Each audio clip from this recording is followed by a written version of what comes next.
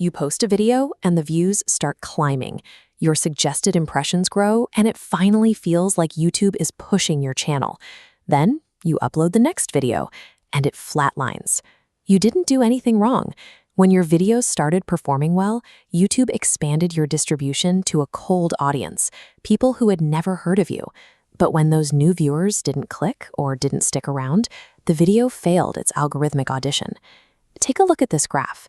Right here at the top is a hidden mathematical barrier I call the momentum ceiling. It blocks your channel from reaching the next tier of viewership, causing your distribution to deflect downward and return to its previous level.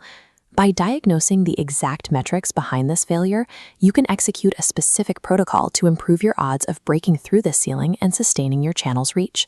First, we need to locate the data. Open YouTube Studio and pull up the analytics for your most recent failing video. Then compare them directly against your last breakout hit.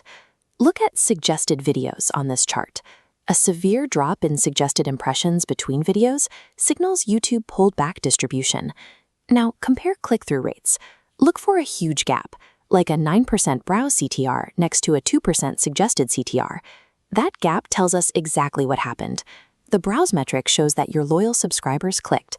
The suggested metric proves that the cold audience, the strangers YouTube tested your video on, ignored it.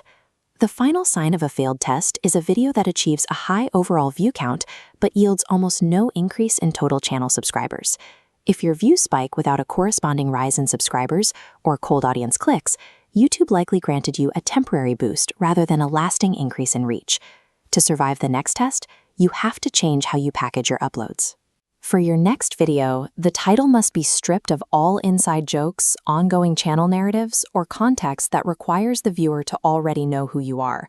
A cold audience scrolling through their suggested feed requires a completely selfish, immediate reason to stop and click. This split-screen layout shows the difference. On the left, a context-heavy title fails to grab attention. On the right, a title built on curiosity or the immediate fear of missing out performs better with strangers. Relying on your existing reputation in a title makes it difficult for the algorithm to justify pushing that video once it moves past your core subscribers. We've put together a swipe file of 10 title formulas that have successfully passed this specific algorithmic hurdle. Just comment the word hooks down below and I'll send it to you. The title is the gatekeeper.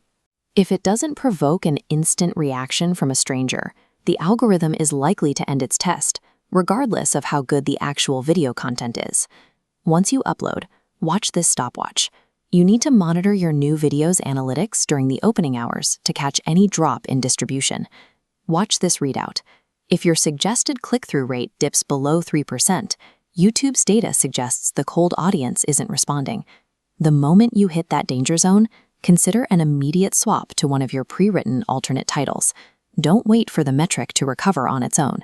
The most effective time to intervene is before that initial testing window closes.